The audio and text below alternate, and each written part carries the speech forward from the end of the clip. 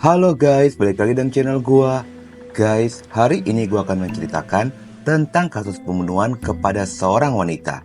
Pembunuhan ini merupakan cinta segitiga yang melibatkan calon legislatif anggota DPR sebagai otak pembunuhannya. Bagaimana kasus ini bisa terungkap? Yuk kita simak videonya.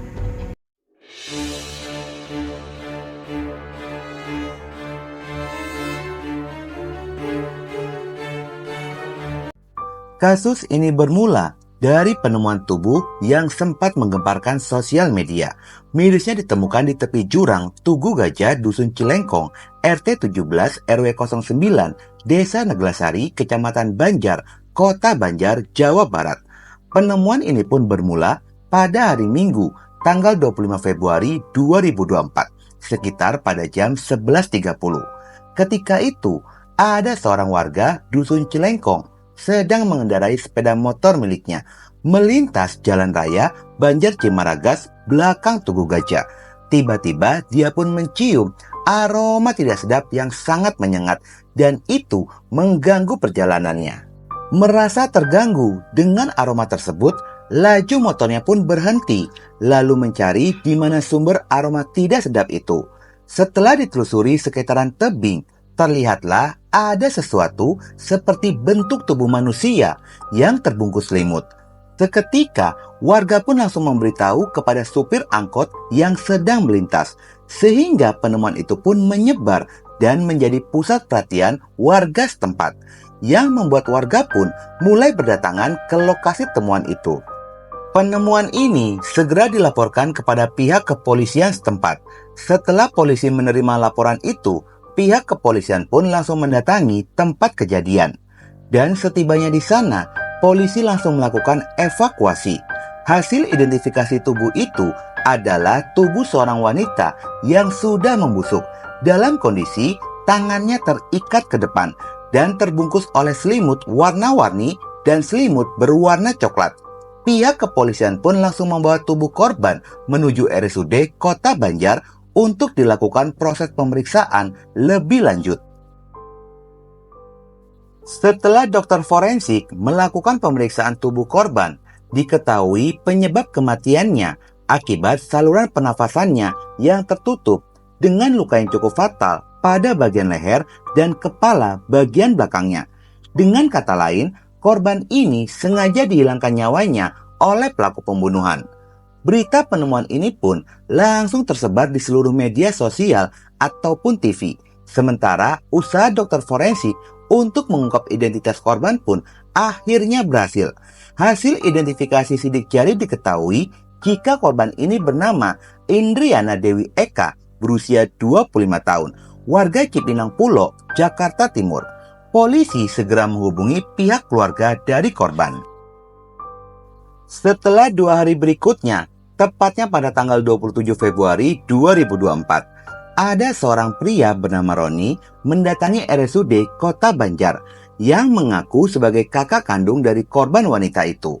Roni mengaku mengenali ciri-ciri korban dan pakaiannya sama persis dengan adiknya. Setelah keluarga menyaksikan secara langsung kondisi tubuh korban, sontak saja mereka pun menangis histeris dikarenakan benar korban wanita itu adalah Indriana. Diketahui korban ini anak dari pasangan Ibu Endang Tati dan Bapak Muhammad Roy.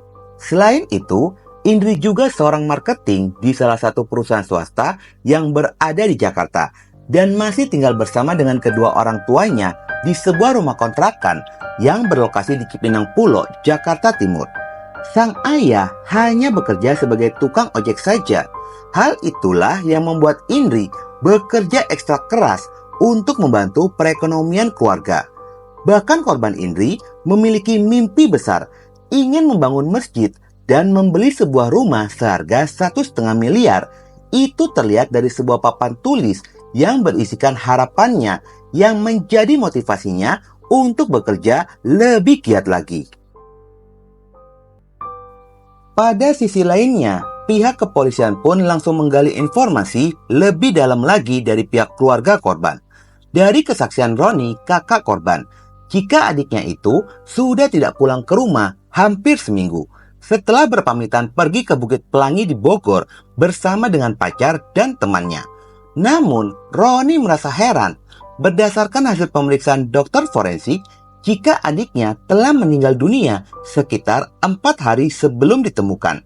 Padahal 2 hari yang lalu sebelum penemuan tubuh korban, adiknya masih berkomunikasi lewat aplikasi WhatsApp dengan kedua orang tuanya. Bahkan dia pun sempat mengirimkan sate lewat aplikasi GoFood.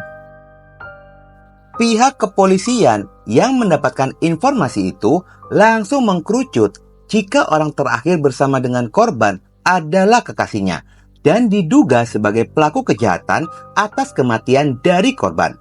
Pihak kepolisian segera mencari tahu di mana keberadaan kekasih korban ini.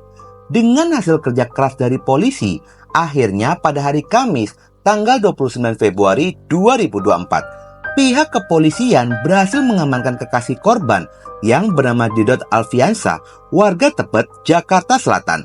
Dari Didot itulah polisi menemukan fakta lainnya. Jika kasus pembunuhan ini bukanlah pembunuhan tunggal, melainkan masih ada 2 pelaku lainnya. Polisi langsung bergerak mengamankan Muhammad Reza Swastika, warga Cempaka Putih, yang berperan sebagai eksekutor pembunuhan, dan seorang wanita bernama Devara Putri Pranada, warga Johar Baru, Jakarta Pusat, yang menjadi otak pembunuhan. Namun, pada upaya penangkapan ini, Didot dan Reza mencoba untuk kabur dan terpaksa pihak kepolisian pun memberikan hadiah timah panas pada kaki kedua pelaku ini. Berdasarkan dari hasil pendalaman kasus, polisi mendapati latar belakang dari otak pembunuhan ini yang ternyata Devara merupakan caleg DPR RI 2024 dari Partai Garuda, Dapil Jawa Barat 9 dengan perolehan suara 226.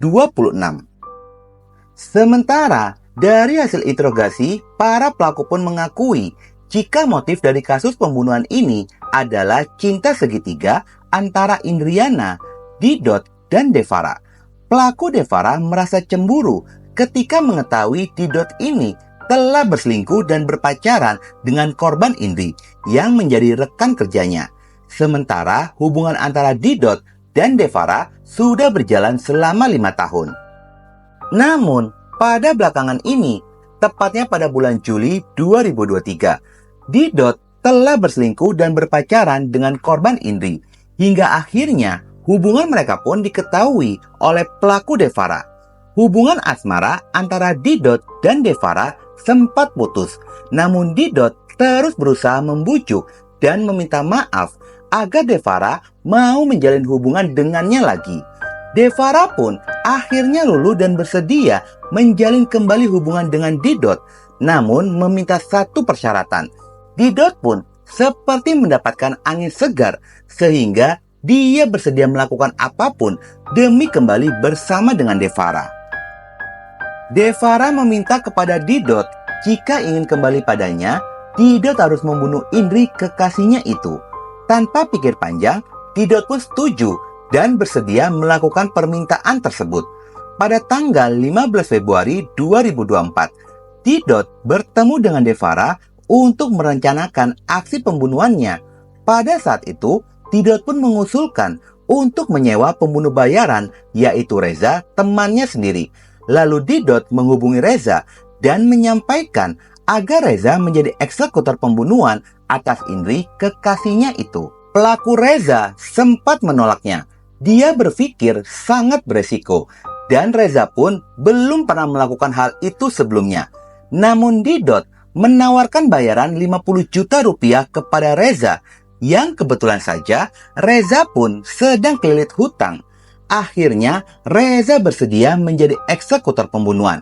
Lalu keduanya mengatur rencana pembunuhan dan lokasi di mana korban Indri ini akan dieksekusi.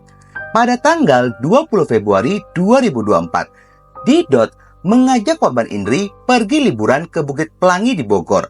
Lalu Didot, Indri, dan Reza berangkat dari Jakarta menggunakan mobil rental Avanza berwarna hitam. Setibanya di Bukit Pelangi, mereka pun mampir ke sebuah kafe yang berada di pinggir jalan dan menghabiskan waktu di sana. Hingga saat petang tiba, jam 18.30, Didot mengajak Indri untuk pulang dan mereka semua bergegas masuk ke dalam mobil.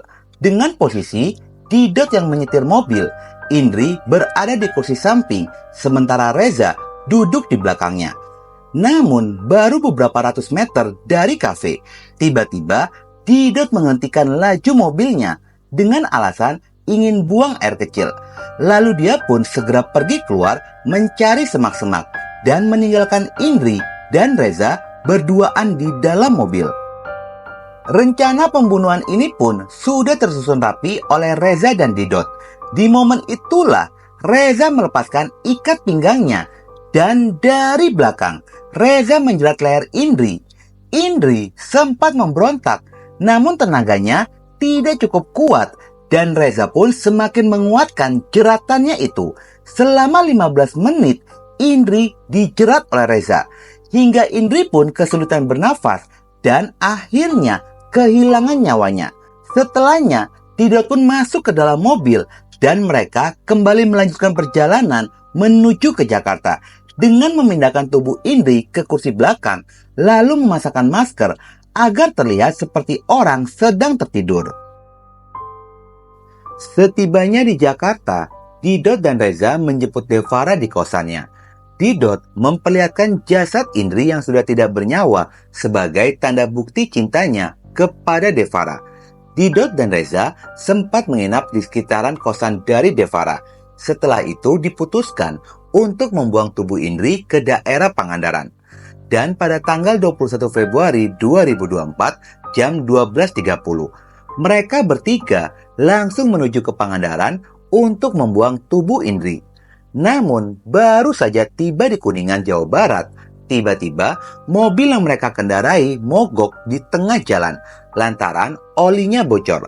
Alhasil, Didot berinisiatif untuk menyewa towing dan minta diantarkan menuju Red Doors Hotel Cisaga Indah Ciamis. Pada keesokan harinya, pada tanggal 22 Februari 2024, pelaku ini menelpon mobil towing lagi, meminta diantarkan menuju ke bengkel.